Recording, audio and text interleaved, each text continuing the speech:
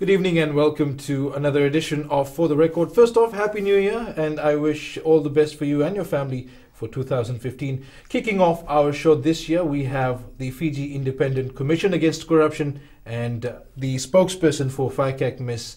Nandini Vandana, is in studio with us tonight. Nandini, thank you very much for being here. Of course, 2014, there's a lot to look back at so far as FICAC is concerned, but 2015, starting off, what would you say is the focus for FICAC this year? Okay, thank you, Edwin. And first of all, thank you for having us on the show. We'd also like to wish you and all the viewers a Happy New Year. 2014 has been a good year for FICAC, and since you were talking about 2015, we look forward for more aggressive awareness in terms of getting the message across on what corruption is and how all Fijians as a whole can help fight and help FICAC in the fight against corruption.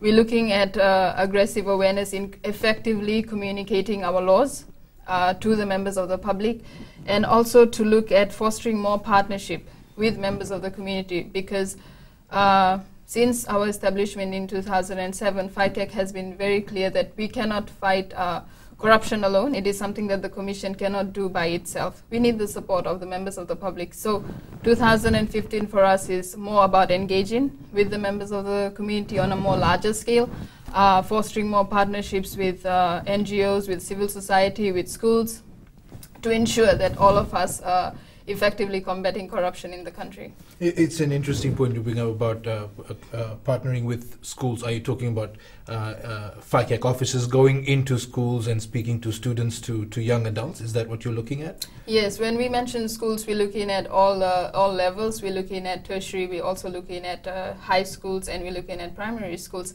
because we believe that youths are the leaders, and they may be leaders of some form in their communities, be it at school, be it at their social gatherings. So when we are effectively communicating the message of anti-corruption right now, the future leaders, they will be a very, very informed society in moving the way forward for anti-corruption in Fiji. Reflecting on the last few years, has awareness worked? Is FICAC in a position to say whether the word is getting out? Yes, awareness has worked for the Commission, because over the years since our inception in 2007, we've seen that there has been a steady rise in the number of complaints that the Commission has received, and this is an indicator to us that the word is spreading that there is an anti-corruption agency in the country, and people are recognizing us as that agency to fight corruption in the country and coming forward with their queries and their concerns. We've also introduced the calling of the toll-free line, which is 1322, when you can call in and report a complaint. That has also been a strong contributor. Over the past 7 years, we've received 9,322 complaints through the toll-free call just alone. So that is an indicator to the Commission that our awareness programs have worked. People have been reaching out to us in regards to their complaints, and which is a very good sign as well. We've had a decrease in the number of complaints in 2003. Now this is an indicator to us that... Sorry, 2003? Oh, 2013, sorry. Okay. So we've had a decrease in the number of complaints in 2013. And this is an indicator that the number of cases has slowly started to decrease, because we've had a steady rise, and people have been calling in, they have been telling us of the complaints. So when it decreased in 2013, that showed us that it is working. The awareness programs that we have put in place, they're effective in getting to the community. While we do not say that that is the best method for effectively combating corruption in the country, we still acknowledge the efforts of our officers in getting to the larger population of Fiji. And 2015, again, like I mentioned before, on a much more broader scale, get to every Fijian to help us in our fight. Awareness is a big part of preventing corruption and eradicating corruption, but prosecution, FICAC has a lot of powers of prosecution, and there have been a number of cases that have been taken to court. How successful is the investigation, detection, and prosecution work of FICAC? Okay, thank you, Edwin. The investigation and the prosecution aspect of the Commission is very, very important, and that is an integral part of the Commission itself. We have been very, very successful. For example, 2014, we have had a 100% success rate in our prosecutions, because we have not had a mistrial, we have not lost any trial, and we have had 9 convictions. We have had 10 convictions in 2014, which saw 13 accused persons being sentenced. So while we do have our investigations and our prosecutions who take to task people who have been found in corruption-related offenses or bribery-related offenses, we also acknowledge the awareness side, because we have the reactive branch, which is investigations and prosecutions, and then we also have our proactive, which is the corruption prevention department. And many people, I think, they do not know about the corruption prevention side of things. While we have the reactive branch, this branch also tries to reach out and tries to prevent corruption in the country. We can't say that we can totally eradicate corruption in the country, but we are playing our part in trying to prevent the corruption cases. 13 people sentenced, 10 convictions. Of course, these are the ones that have been brought to court. People have been charged, but there would have been a lot more cases that are still being investigated, or yes. cases are still open. Yes, Edwin. As of now, we have 63 cases in court. 63 cases in court, and with the total number of accused persons totaling up to 134. So those are some of the things that we look forward in 2015, with a lot of back-to-back trials happening. So as I stated, there are 63 cases that we have in court. With that, we will take a quick break. We'll be right back and talking more about FICAC's work in 2015, also looking back at the successes of 2014 for FICAC.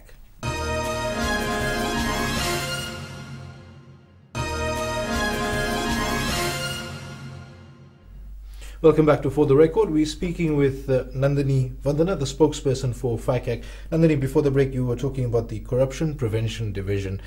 They go into government offices and talk to civil servants about the need to be ethical. How do you choose which department needs this sort of training, let's say? Okay. Thank you, Edwin. Firstly, we do not choose which government department that we have to go to and or inform them of policies that deal with officers that should conduct themselves with integrity. This is done on a general scale and on a larger scale, because we are the anti-corruption agency to investigate, prosecute, also educate public officers on anti-corruption. So this section that we have in our corruption prevention department, it goes us to the public officers it's a form of awareness, where it conducts workshops, it goes and interviews and talks to public officers and informs them of the anti-corruption laws that are in place. And as public officers, it reminds them of the important role that they play to the citizens of the country. They are here to serve the people of the country. And so what this basically does is telling them that as public officers, they need to conduct themselves with a level of integrity to ensure that there is efficient and there is an efficient public sector, as well as ensuring that there are no loopholes for corruption to breed. What this section also does is that they go out and they look at, they review the policies that these government departments, these government offices may have. And upon review, it also informs these officers that where there might be room in those policies for corruption to breed. Now, this work is done voluntarily by the Commission, because this is within our jurisdiction. We have to inform the public officers as well of their roles and why there is a need to stop corruption in the public offices. So this is something that is done by us. It is not something that is forced upon any government office or any government official for that matter. And then the onus is on the public officers themselves to ensure that they conduct their duties with a certain level of integrity. Would this department or would these staff go into a department or a government office where there may have been a case of corruption investigated, and this team sort of goes in as a retrospective effort to talk to the others in the same department and sort of get the message across? Does that happen? Do you have a team that goes in after an investigation is done? No, we don't have any team that goes in and after an investigation is done to conduct any session or anything of that matter in the particular department, because that is something that FICAC does not do and does not it works on a more different level, because it works on this proactive side where government, we try and cover as many government offices as we can, as many public offices as we can, to get the message across about corruption. Now, we do, because as I mentioned, that we receive complaints, and most of these complaints that we received, most of them do not classify as corruption-related cases. But every case that comes into the commission is treated with the highest level of interest, and every case is assessed. Every case is analyzed. So once these analyses are done, we try and take this to the public offices, to these government bodies, and tell them, that these are the concerns of the people themselves, and how can you work on this? Because there is room for corruption. There is always room for corruption. But how can we ensure that we have policies in place, we have standards in place to ensure that it does not breed in those particular offices? Can you give me an example of a call or a complaint that wasn't necessarily corruption related, but did raise some concerns, or a very common complaint that is made to FICAC that's not corruption but is a concern to the people? Okay, thank you, Edwin. While we do not discuss any form of complaint that we receive in the organization, because everything that we receive, every information for the commission is treated with the highest level of confidentiality. But in general, like I will give you an example, Edwin, as for poor delivery of services by government bodies or by government offices. Now that is something which comes to us. When services are not reached, when services are not accessed by Fijians in the country, they come to the Fiji Independent Commission. Most of the complaints that we received are because of the poor delivery of services. Now, because we cannot investigate the poor delivery of services, but we have this corruption prevention department which tries to analyze, which looks at ways that we can get down, we can get to the bottom of things and see where that would allow for room for corruption, or why the people see that as corruption. So if the people see that as corruption, we have to act on it. And that is why we go out to the public offices and we tell them of the poor delivery of services, but we don't target any particular government office or any government official. It's a general thing that we've carried out. Of course, I don't suppose that FICAC would be able to name any departments or government services, but which area would you say is more susceptible to incidents of bribery, let's say? Where would you say, or where would most of the complaints be coming from? What sort of service are we talking about? Okay. While I cannot tell you what sort of complaints and from what sort of government departments it might be coming from, but most cases that we've investigated and we've prosecuted, they have been from forgery cases and uttering of forged documents, bribery cases. Now, these are also cases, after it has been investigated and prosecuted, we also analyze these cases as well. And we go down to, we try and get to as many, as I said, as many government offices as possible to, again, look into the policies, to have the awareness sessions, to say where there might be room for corruption, and then there is a need to stop it. So that's where the team comes in. What would you say is the biggest obstacle in FICAC's efforts to fight corruption? Okay. There are two major obstacles that FICAC faces since its inception in 2007.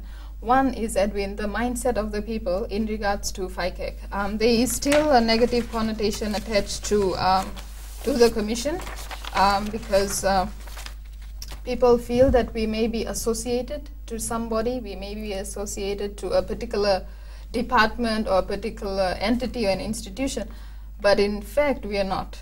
We are an independent commission to investigate and prosecute corruption-related cases. So that is something that we want to change in 2015 as well, because we want to tell the people that it is an independent organization. We are not attached to anybody, and according to the 2013 Constitution, we report directly to the President. So that's one of the obstacles for the Commission. Sorry, Nandini, I'm going to have to pause you just for a second. We have to take another break. We'll be right back, and we'll talk more with Nandini.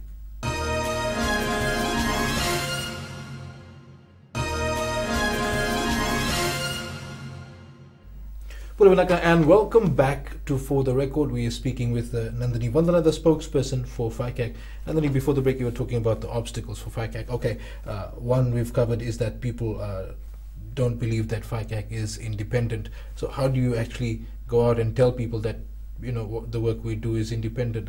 What sort of program do you have for that? Okay, thank you. That's what we are also focusing in 2015, because we want to effectively communicate the laws that FICAC that encompasses with FICAC and the roles and responsibilities that we carry out as a commission. So I think for us this year it's about effectively again communicating the laws, because I think that's something that is lacking. There is a misunderstanding of the laws and the jurisdiction of FICAC and what it covers. So through effectively communicating the laws is something that we're trying to do to try and tackle the issue of the mindset of the people and attached with the negative connotation. And the second obstacle? The second obstacle has been I think I've mentioned it partly, it's the understanding of the FICAC jurisdiction. Like I've mentioned before, we receive a lot of complaints and a lot of queries which are not corruption related, but we receive them. While we acknowledge members of the public for recognizing FICAC as an anti-corruption agency and somewhere they can go to and report these queries and complaints, most of it don't fall under our jurisdiction. As per the FICAC promulgation of 2007, we are only here to investigate and prosecute public bodies. We cannot go outside of our jurisdiction. But every complaint, every query is treated with the highest regard, and if it doesn't fall under our jurisdiction, we refer it to the relevant authorities who can look into it. So those are the two things, where one is changing the mindset about FICAC of the people, and one is to understand the jurisdiction that FICAC has in the country. Can you explain to me how it would be that people have the wrong idea about FICAC? Well, because corruption, on which sense do you mean it? I mean, you said people have the mindset that you know, what are they afraid to lodge complaints with FICAC, or they have? You said they have a wrong understanding of the law. How would that have happened? Is it that there's misinformation being spread about FICAC, or is it just a general fear of the Commission? Well, we cannot comment on what the misunderstanding or what it might be, but from our side, what we are trying to say is that we receive complaints which relate to the private sector as well, or which relate to other parts of the society as well. So because of the promulgation, we can only look into corruption in public offices. We cannot go outside of our jurisdiction. So that is why we said we have to effectively communicate the FICAC's jurisdiction and our laws, because we only investigate and prosecute public offices. So that has been of concern to us. When there are corruption allegations or complaints which relate to the private sector, or do you refer them to the right authorities, or do you take the complaint and forward it to maybe some other department or government body that does investigate? What's the policy there? Yeah, so everything that we receive via email, via calls, or people coming in person to report their complaints or queries, we refer them. Some of the cases that we get are not under our jurisdiction, like for example, would be some wage rate cases, or for labor laws, or some issues of this nature, which we cannot help on because we are not the experts on those matters.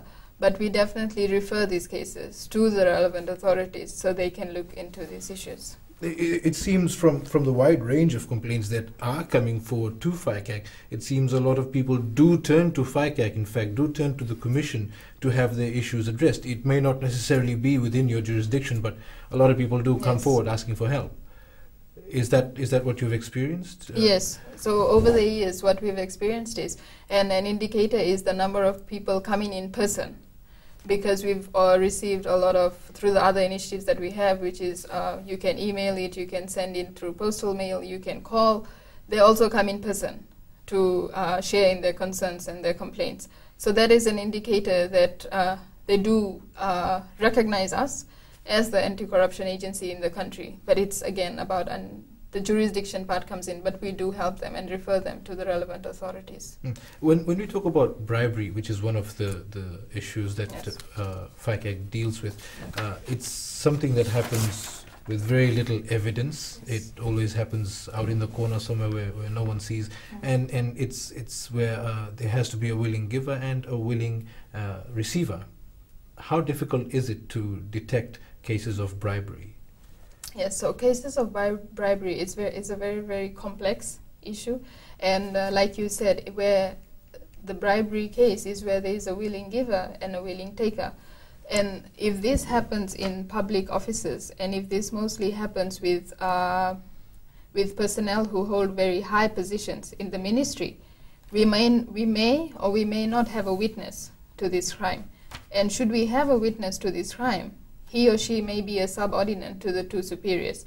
So the subordinate may be at a confusion or at a dilemma as to what he or she can do. So that is one of the difficult areas and one of the other obstacles for the Commission, and something that we are trying to address as well, because it's not very easy to detect the cases, and sometimes it's not very voluntarily reported. So for us it becomes difficult, because once we can only act on a issue if we received a complaint about it, if someone has queried about the matter or it has brought to our attention. So that is one of the difficult aspects for investigating the bribery-related cases, and something that we look to address as well in 2015. We also have a protection of informers. Mm-hmm. Well, actually, that was going to be my next point, and I was going to ask you more about that. But right now, it's time for another break. We'll be right back.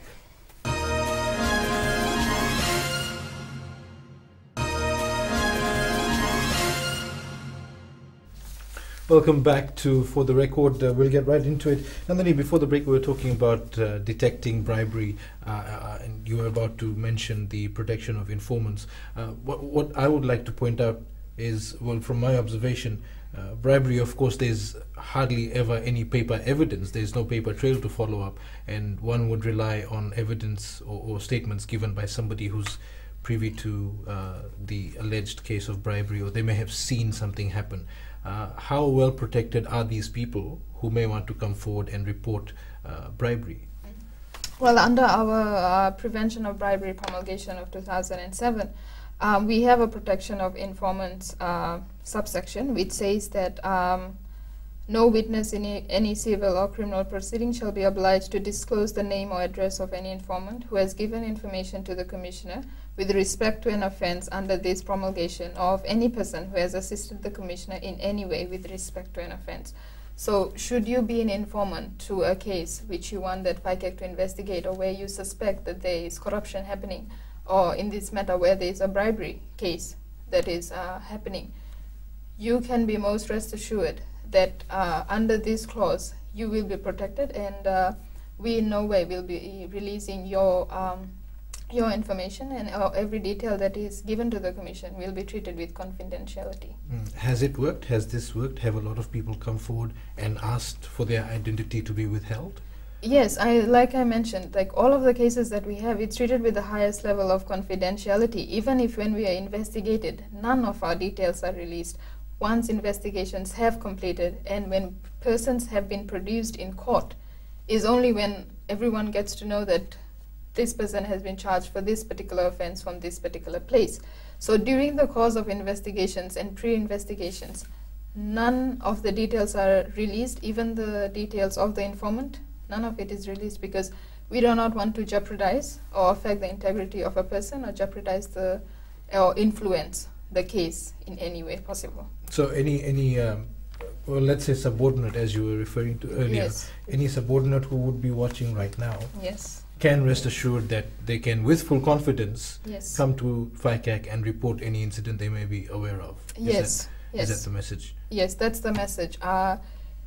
That's for any subordinate or for any person in this matter, Edwin. If you see corruption taking place in government offices or in government bodies, please be rest assured that FICAC is here, and we will treat it with the highest regard, whatever queries or concerns you have, and none of your details will be released to any person.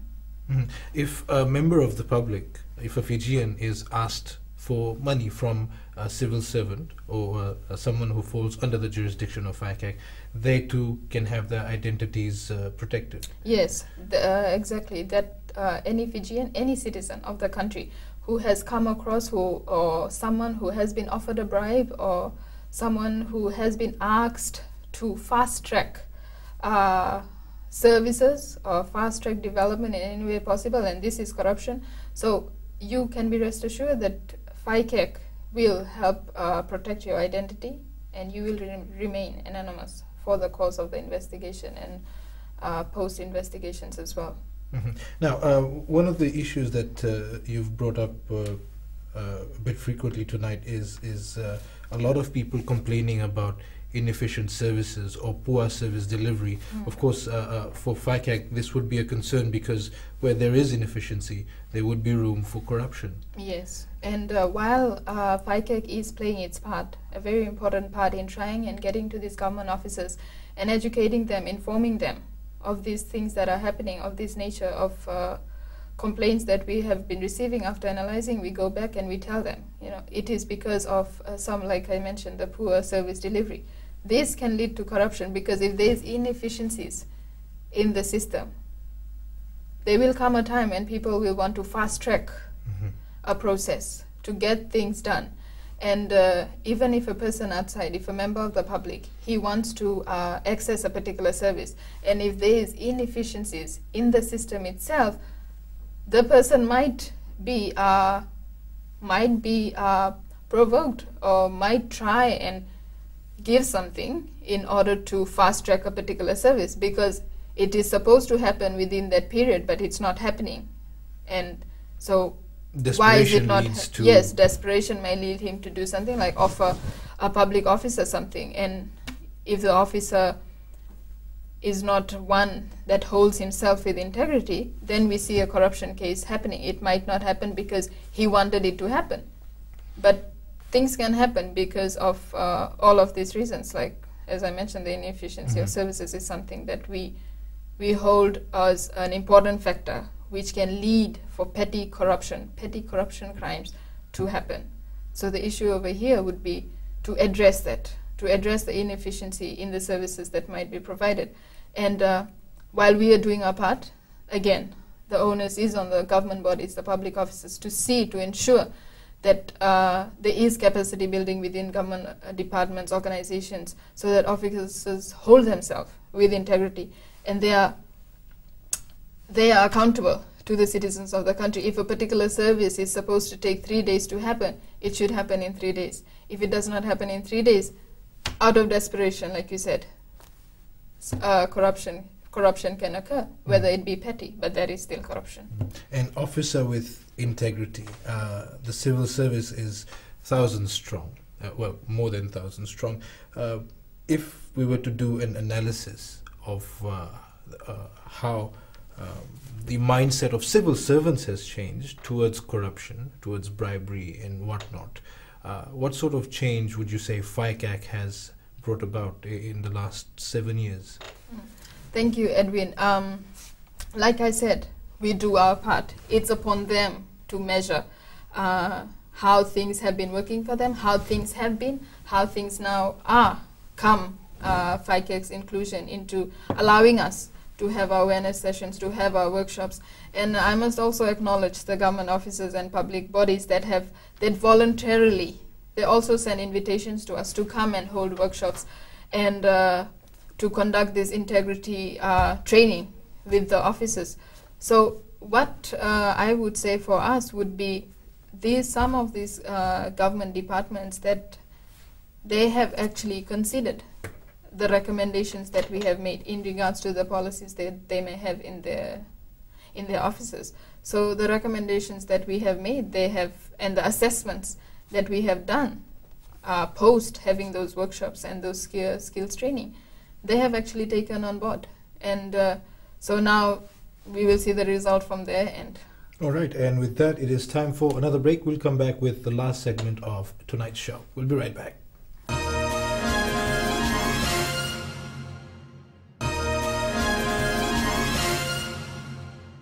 Welcome back to For the Record. We're basically wrapping up our show tonight. The last segment with Nandini Vandana, the spokesperson for FICAC.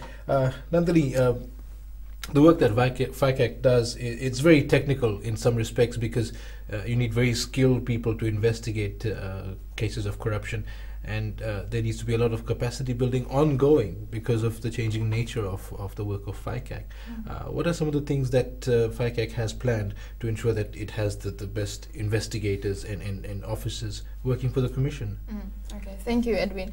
And at this point, I'd like also to mention that the Commission, it prides itself upon also the credible investigators and the prosecutors and all the other FICAC officers that are in the Commission, who are very, very transparent and accountable in the work they do, and again, because we are liable to the members of the public.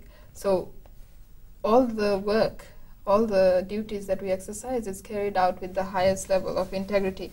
Now, in terms of capacity building, I would just also like to mention at this point that 2014 has been a successful year for FICAC, and one that has brought in new fostering of new relationships with other organizations from outside of our country. Now, this is something that we did not come across since 2007, and this is the first year that other organizations, other anti-corruption agencies, and some other organizations have shown their interest in recognizing the work that we are doing in the country, and have shown interest in providing capacity building and assistance of various nature to the Commission. So 2015, we might be looking at those relations and how it can better help us to effectively exercise our duties and roles. FICAC has over the years been sending its officers abroad to receive training. There is a constant capacity building program in the organization itself. Also abroad as well as in the country, we facilitate for workshops for officers who come from abroad and who come to the organization and work with the officers for a period of time. And we believe that it's always about sharing of knowledge, sharing of skills, technical expertise, to ensure that we come up with the best solution and the best way to fight corruption. There might not be one way to fight corruption, but the Commission is looking at that as well. I'd like to mention that we have a training officer in the Commission as well, who when you come in the Commission, who closely monitors where your passion and where your interest lies, what are your strengths, and what are your weaknesses as well. So when there is a training available in any part of the world, and you fit the criteria, you fit the process, so you necessarily don't have to look for training to help facilitate your skills and your expertise.